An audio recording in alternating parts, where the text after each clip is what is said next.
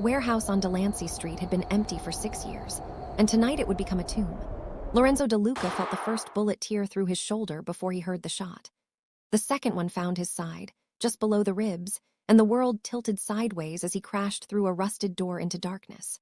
Behind him, 3 men were already dead, his men sprawled across the loading dock in pools of blood that caught the moonlight like spilled wine.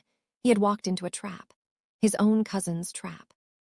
Lorenzo pressed his hand against his side and kept moving, dragging his body deeper into the warehouse's black belly, past crates that smelled of mildew and rust. Every step cost him. Every breath felt like swallowing glass.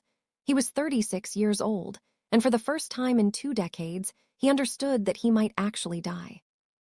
The men who ran this city, the judges he owned, the police captains who answered his calls before their own wives, the senators who flew to his birthday parties, none of them could save him now. Money meant nothing to a bullet. Power meant nothing in the dark. He collapsed behind a stack of wooden pallets, his vision swimming, and listened to the footsteps of men hunting him like a wounded animal. 3 blocks away, Isabella Hart was walking home from her second job of the day, her sneakers worn thin against the pavement, her apron still smelling of bleach and fryer oil. She was 24 years old and exhausted in a way that lived in her bones now, the kind of tired that no amount of sleep could fix. She had been working at Maddie's diner since 6 that morning, and at Lynn's pharmacy stockroom since 4 that afternoon, and now it was nearly midnight, and all she wanted was to crawl into bed beside her sleeping brother and forget, for a few hours, that the rent was due in 9 days, and she was still $400 short. She took the shortcut through the old industrial block, because it saved her 15 minutes, and 15 minutes mattered when you had to be up again at 5.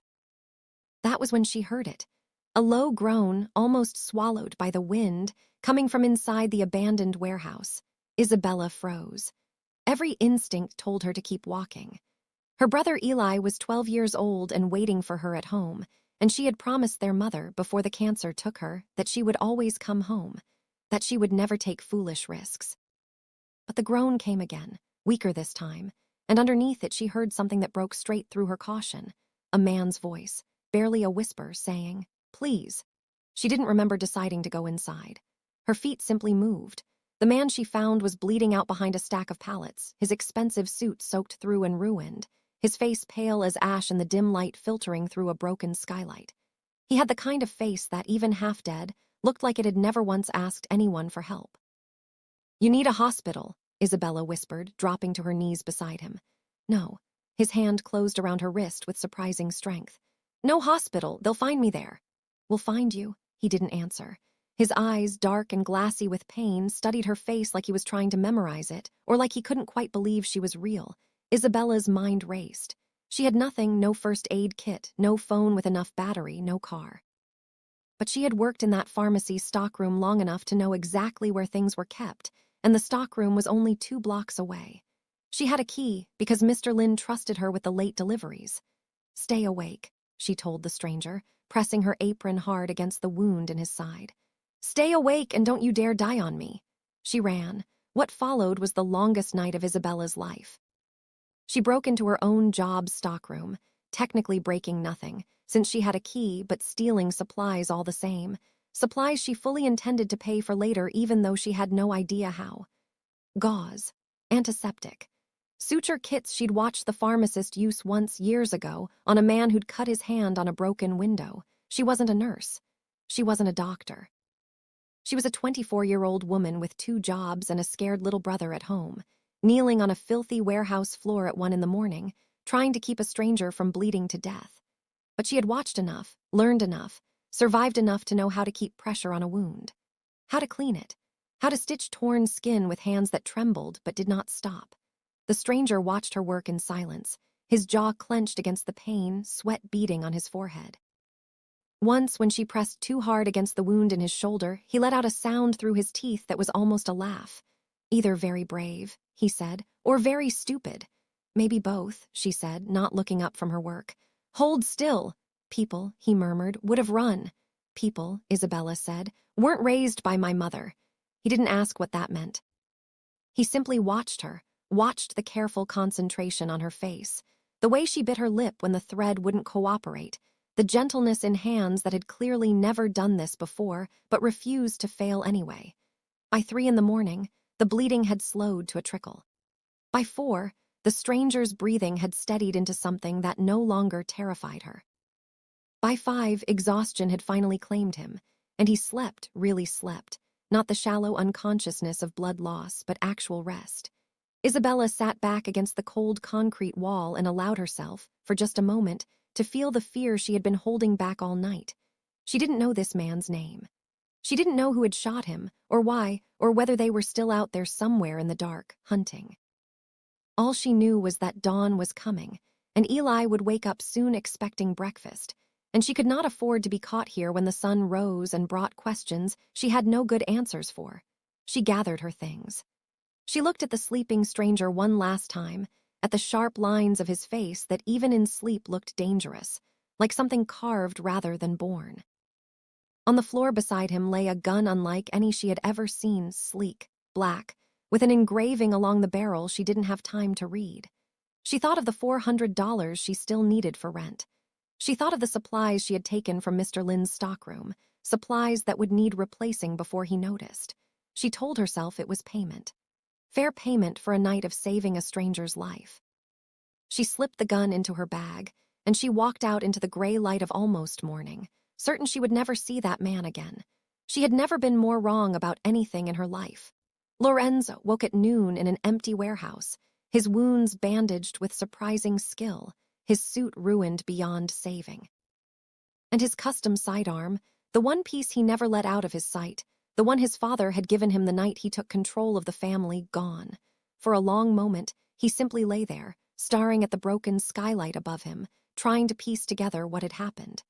He remembered pain. He remembered hands that didn't shake even when they should have. He remembered a voice telling him not to dare die on her.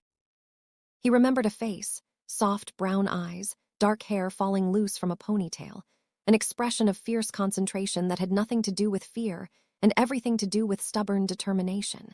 He remembered thinking, somewhere in the haze of blood loss, that he had never in his life seen anyone look at him like that. Not with greed, not with terror, not with the careful, calculating respect that men gave him when they wanted something or feared losing everything. She had looked at him like he was simply a person who needed help, and then she had taken his gun and vanished into the night without even learning his name. By the time his men found him, alerted by a tracking chip sewn into the lining of his jacket, the one precaution that had actually worked, Lorenzo DeLuca was sitting upright against the warehouse wall, very much alive, and very much furious about something none of them expected. Boss. Marco, his second in command, knelt beside him, eyes wide with relief and confusion. "We thought you were dead. The whole Castellano crew thinks you're dead. We need to get you out of here, get you patched up properly." "I was patched up." Lorenzo's voice was low, almost distracted. "Someone already did it," Marco blinked. "Who?" "I don't know her name." Lorenzo finally turned his gaze toward his right-hand man, and something in his expression made Marco go very still.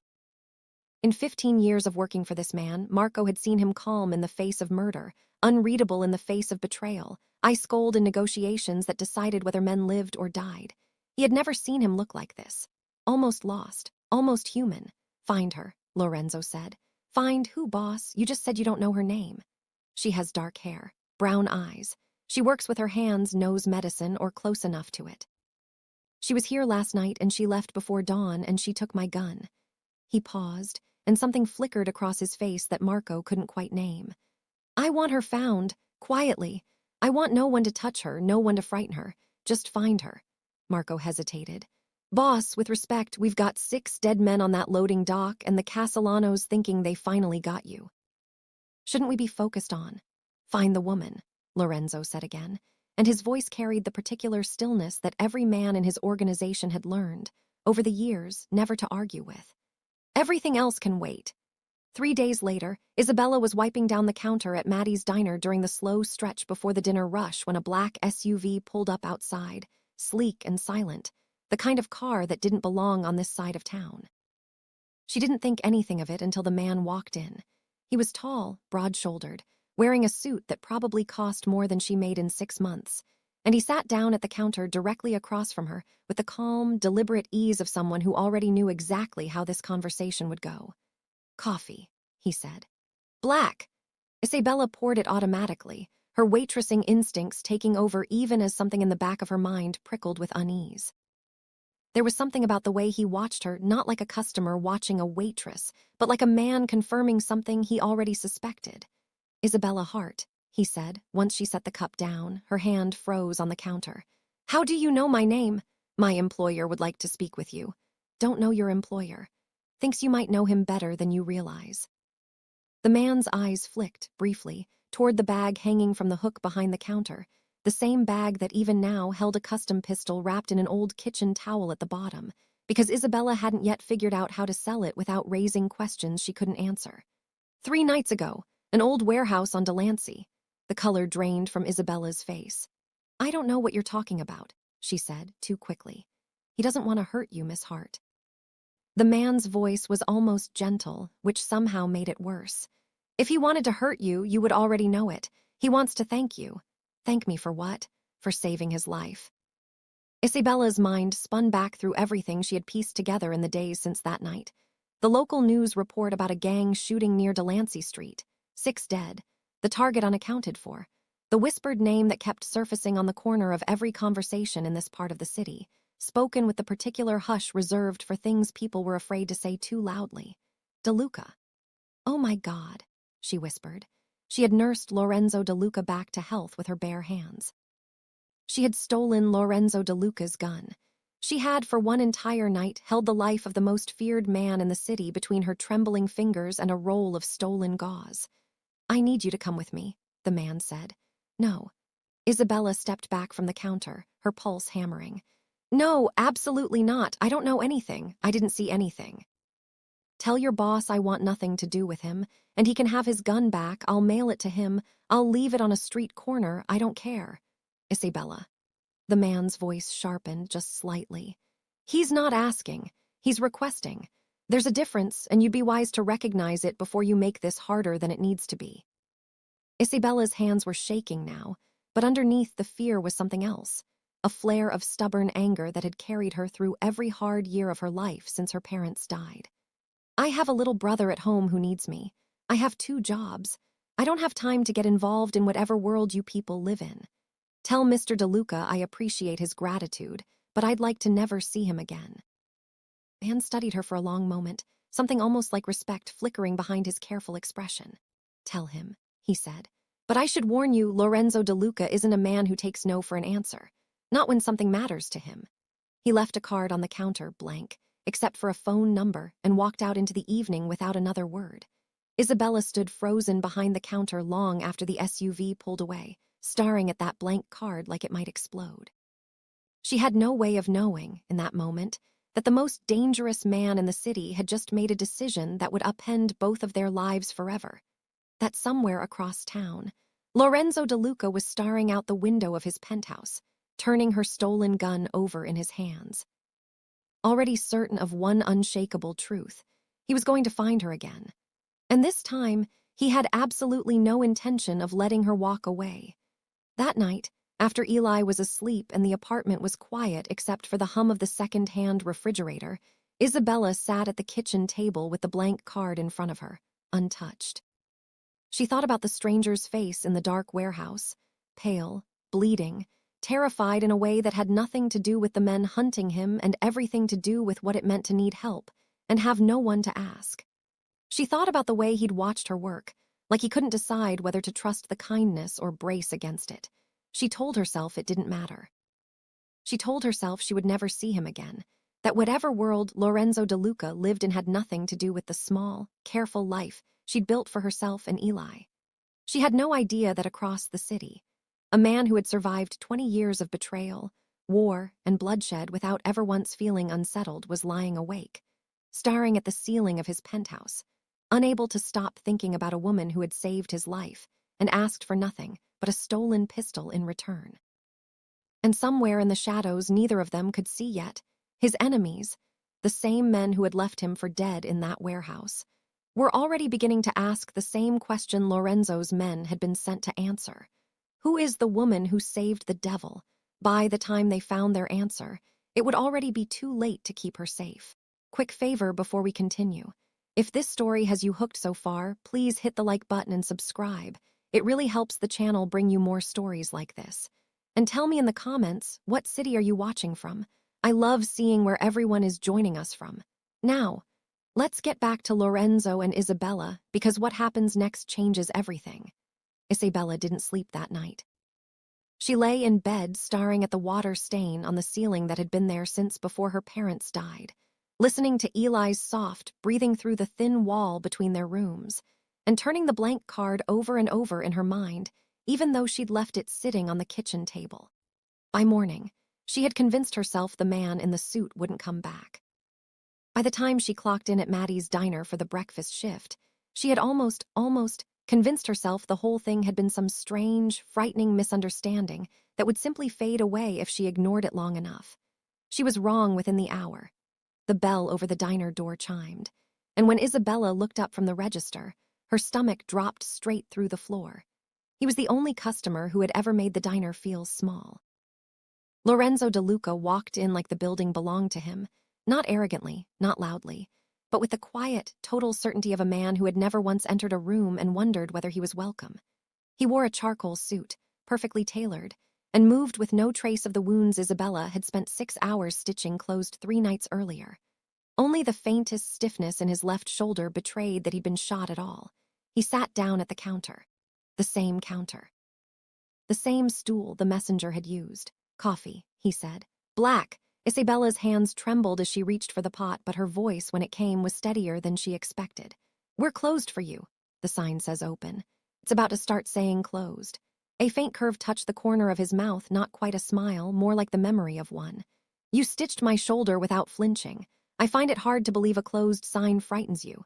You're a different kind of dangerous." She set the coffee down harder than necessary. "Stitches don't show up at my job demanding things. I haven't demanded anything." Man with the blank card disagreed. Lorenzo's jaw tightened almost imperceptibly. "Marco can be direct. I apologize if he frightened you. That wasn't the intention." "What is the intention?" Isabella crossed her arms, glancing toward the kitchen where her manager, Dollars, was pretending very hard not to stare. "Because I told your man I wanted nothing to do with whatever this is, and yet here you are. I came to thank you." His dark eyes held hers, steady and unblinking, the same way they had in the warehouse, like he was committing her face to memory all over again. "Properly, not through a messenger. You don't need to thank me. I didn't do it for a reward." "I know." Something shifted in his expression, something that looked almost like wonder. "That's precisely the problem, Miss Hart. Everyone I have ever helped has wanted something in return. Money, protection, favor. You wanted nothing. You didn't even know my name." "I still don't really know your name," Isabella said. "I know what people whisper. I know what the news calls you. I don't know who you actually are." "Lorenzo DeLuca," he said simply, extending a hand across the counter as if they were meeting for the first time at a dinner party instead of a roadside diner 3 days after she dug a bullet fragment out of his shoulder. "And you saved my life." Isabella didn't take his hand. "I'm aware of who you are now, Mr. DeLuca. That's exactly why I need you to leave." "Lorenz," he corrected. "And I will, after I've said what I came to say." She crossed her arms tighter, bracing herself. "You took my gun," he said. "I want it back, not because I need it, I have others, but because it was my father's and it means something to me, and I'd rather you simply gave it back than felt you had to hide it forever." "I was going to mail it to you." "You? I didn't know your address," Isabella shot back, and something about the absurdity of the moment, bickering with a Mafia boss about postage, nearly made her laugh despite the fear knotting in her chest. Lorenzo's mouth curved again, more fully this time. "I see. Bring it to your messenger, tomorrow, and then I'd really appreciate it if you forgot you ever met me." "That," Lorenzo said quietly, "I cannot promise you." The words landed heavier than he probably intended, and for a moment neither of them spoke. Isabella searched his face for the calculation she expected to find there, the angle, the leverage, the thing men like him always wanted from women like her. She found something else instead, something lonelier. "Why not?" she asked before she could stop herself. Lorenzo studied his coffee like it held an answer. "Because in 36 years, no one has ever looked at me the way you did that night. Not with fear, not with greed. You looked at a dying stranger and saw a person who needed help. That doesn't happen to men like me, Miss Hart. It hasn't happened in longer than I can remember." Isabella's throat tightened, and she hated herself for it, hated the small, traitorous part of her that softened at the rawness in his voice. That doesn't mean we're meant to know each other. It means I did the right thing, and now I get to go back to my life. If your life finds itself in danger because of that night, the question hung between them, sharp as the edge of a blade. What does that mean? Isabella asked slowly. It means men died in that warehouse, and the men who shot me believe I'm dead. When they learn I'm not, they will look for whoever helped me survive. Lorenzo's voice had dropped, low and urgent now, all trace of charm gone. They will look for you, Isabella, and when they find you, they will not be as polite as Marco. Isabella's blood went cold. I don't know anything about your business. I don't know your enemies. I'm nobody. You're the woman who saved Lorenzo DeLuca's life, he said simply. In my world, that makes you the single most valuable piece of information left on the board. There is no version of this where you remain nobody. I'm sorry. I wish there were.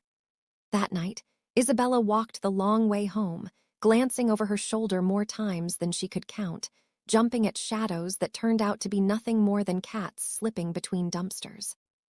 Eli was already asleep by the time she got home. A half-finished math worksheet still spread across the kitchen table, where he'd fallen asleep doing homework. She covered him with a blanket on the couch, kissed his forehead, and sat alone in the dark kitchen with Lorenzo's words circling endlessly through her mind. There is no version of this where you remain nobody. She told herself it was paranoia talking, the kind of fear-mongering men like him used to keep women like her clothes. But some instinct, some old and reliable part of her that had kept her and Eli safe through years of hardship, told her Lorenzo DeLuca hadn't been lying. She didn't sleep well that night either. 2 days later, walking home from her shift at Lynn's pharmacy, Isabella felt it before she saw it, the prickling sense of being watched, the same instinct that had once warned her a customer was about to walk out without paying. A black sedan pulled up alongside her on the empty street, and 2 men stepped out before she could even think to run. Isabella Hart, the larger one said, his voice flat, almost bored. You're going to get in the car. I'm not going anywhere with you. She backed toward the wall, her heart slamming against her ribs, her mind racing through every self-defense tip she'd ever have remembered from some daytime talk show. Wasn't a request, sweetheart. The second man reached for her arm. What happened next took less than 4 seconds. A van screeched around the corner, and before either man could react, 3 figures in dark clothing moved with the brutal efficiency of people who had done this many times before. Isabella heard a sound she would never fully forget, quick, sharp, final, and then both of her attackers were on the ground, and Marco was standing in front of her, breathing hard, his expression somewhere between relief and fury. Are you hurt? He demanded. Isabella couldn't speak. She stared at the 2 men on the ground, unmoving, and felt the world tilt sideways beneath her feet. Miss Hart. Marco's voice softened just slightly. Are you hurt? No, she managed. No, I'm what just happened. Who were they? Castellano men. They must have traced you faster than we expected. Marco's jaw was tight. Boss is going to lose his mind when he hears about this. How did you even know? Isabella's voice cracked. How did you know to be here? Marco's expression turned, briefly, almost apologetic. Boss has had eyes on you since the diner. For your protection, he suspected this might happen. Felt something between fury and overwhelming gratitude crash through her chest at the same time. He's been having me watched, without telling me. He didn't want to frighten you. I think it's a little late for that, Isabella snapped, gesturing at the 2 unconscious men sprawled across the pavement. Lorenzo arrived 11 minutes later, and Isabella had never seen rage like the rage that lived behind his eyes when he stepped out of his car and surveyed the scene. The men on the ground, Marco's grim face, Isabella standing pale and shaking against the wall. Take them to the warehouse, Lorenzo said to his men, voice deadly quiet. I want to know who sent them and how they found her within the hour. Then he turned to Isabella, and the fury in his eyes softened into something achingly careful. I'm sorry, he said. This is exactly what I was trying to prevent. You said they'd come for me. Isabella's voice shook. You knew this would happen, and you let me walk around like nothing was wrong. I had men watching you. I never imagined they'd move this quickly, or this boldly, in broad daylight. His hands hovered near her shoulders like he wanted to steady her but wasn't sure he had the right. Isabella, look at me. You're safe. I promise you, you're safe. Don't want your promises. Tears she refused to let fall burned behind her eyes. I want my life back, the one where I go to work and come home to my brother and nobody is trying to drag me into a car. I know. Lorenzo's voice was quiet, almost broken. I would give anything to give that back to you. But it's no longer possible. Not because of anything you did, because of what you mean to me." Isabella stared at him, and for the first time since the warehouse, she let herself really look at him. Not the Mafia king the news whispered about, not the dangerous stranger bleeding out on a concrete floor, but a man standing in the wreckage of his own violence, looking at her like she was the only steady thing left in a world built entirely on chaos. "What do I mean to you?" she whispered. Lorenzo's answer came slow and honest in a way that frightened her more than any threat his enemies could make. "Everything," he said.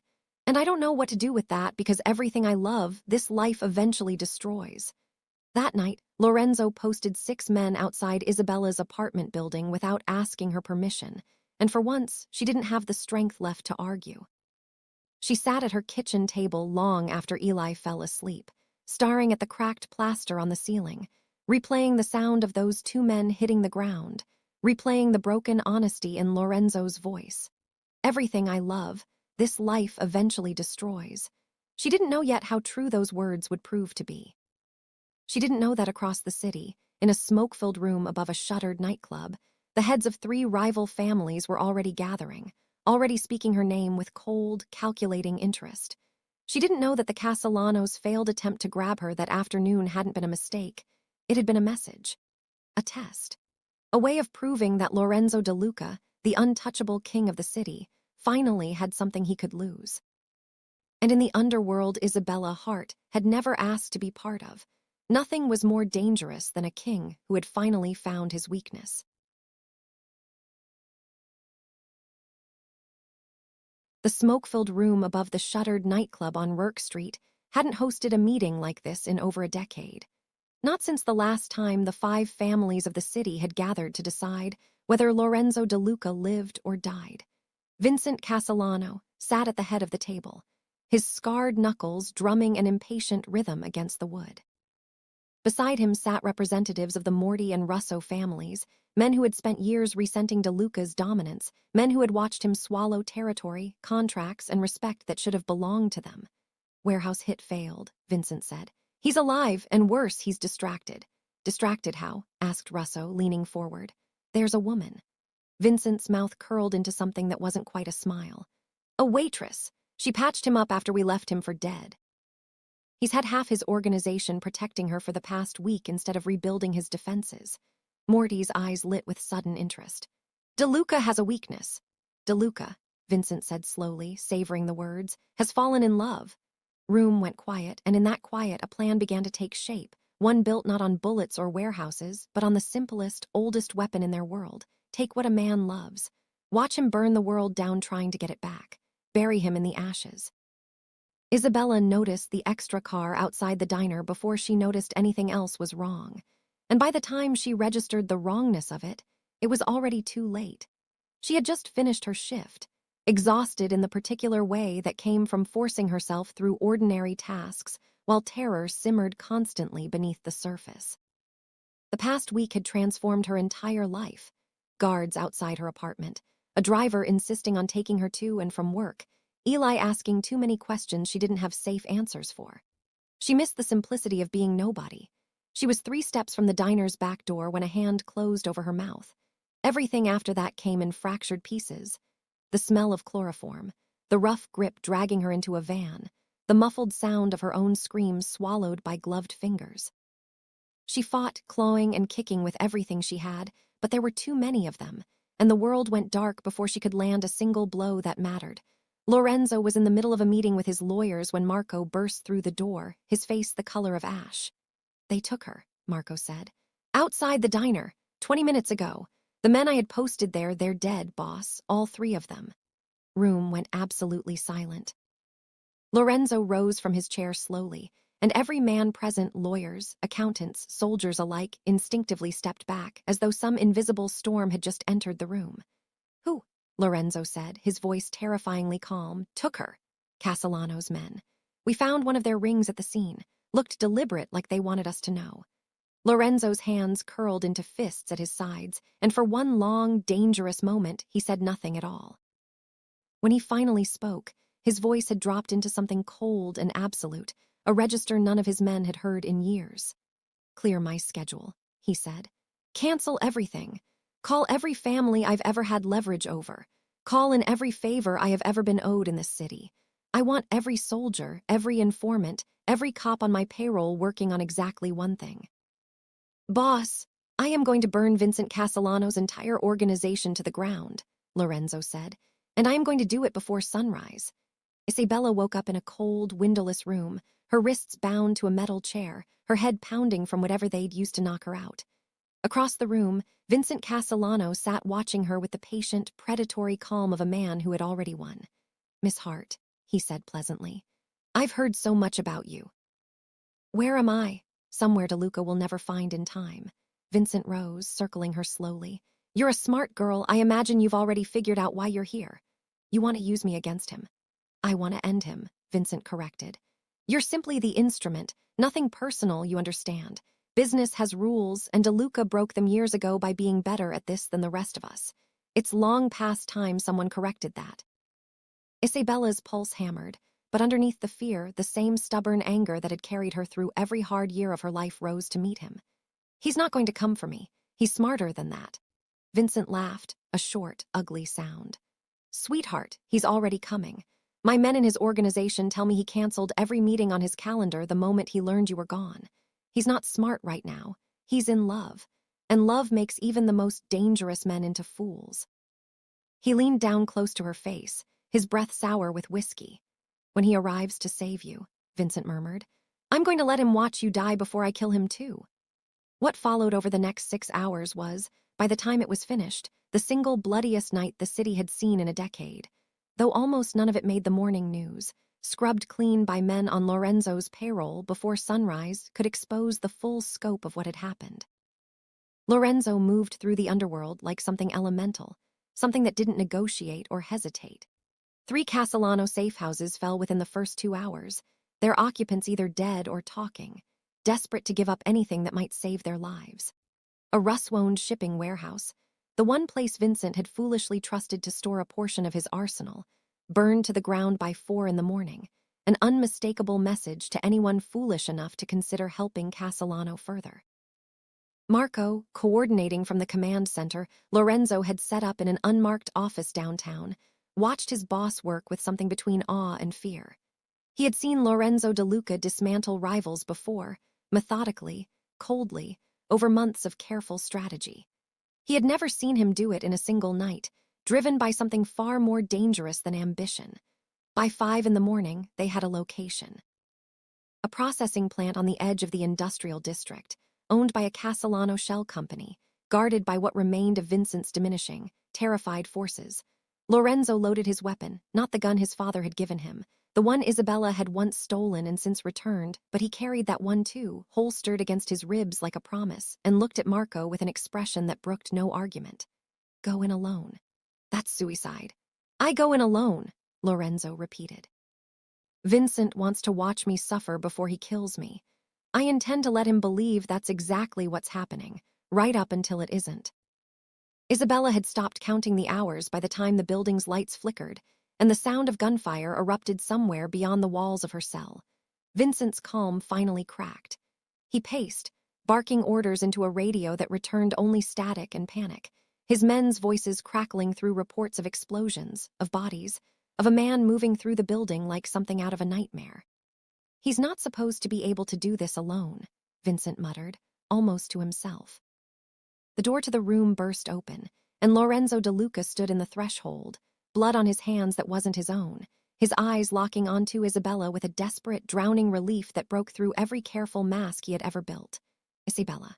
Lorenz, her voice cracked, relief and terror colliding in her chest. Vincent raised his gun, pointing it at her head with shaking hands. One more step, DeLuca, and I put a bullet in her skull before your men even reach this floor. Lorenzo froze, his hands raised, his expression carved from stone. You don't want to do that, Vincent. I want to watch you lose everything, Vincent snarled.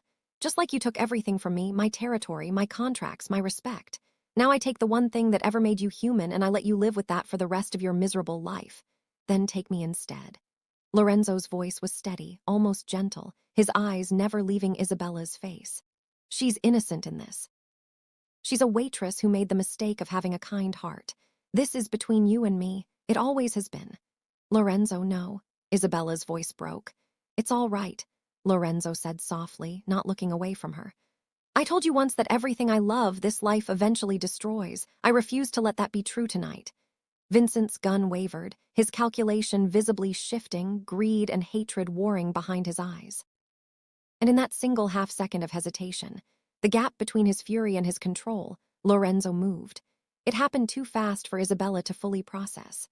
A single shot, impossibly precise, and Vincent Castellano's gun clattered uselessly to the floor along with two of his fingers, his scream of pain swallowed almost immediately by Lorenzo's men flooding through the door behind him. Take him, Lorenzo said, his voice flat with finality. And cut Isabella loose. Now.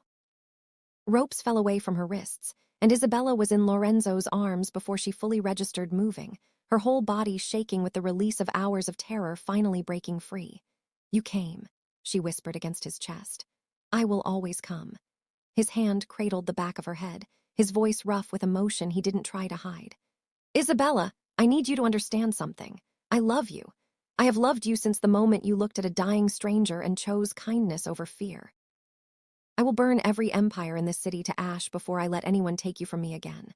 Pulled back just enough to look at him, tears streaking her face, exhaustion and adrenaline and something achingly tender all tangled together. This is your whole world, Lorenzo. The fighting, the danger, the blood. I can't live like this. I know. His thumb brushed the tears from her cheek, gentle despite the violence still smeared across his knuckles. And I am prepared to give it up, all of it. Vincent is finished. The Russos and Mortys will fall in line or follow him into ruin. I've already made certain of that tonight. What remains of my organization can be handed to men who have earned it. I am tired, Isabella. Tired of blood, tired of war, tired of being feared instead of loved. I want a life. I want it with you if you'll let me build one. 3 weeks later, Isabella stood in the doorway of a small house on the quiet edge of the city. Nothing like Lorenzo's penthouse. Nothing like the empire he had spent his life building. Just a modest home with a yard where Eli could play, close enough to his school that he wouldn't have to change it, far enough from the old world that the shadows of the past felt, for the first time in either of their lives, distant. Lorenzo had kept his promise. He had stepped back from the organization entirely, transferring control to men he trusted, men who understood that the old ways had nearly cost him everything that mattered.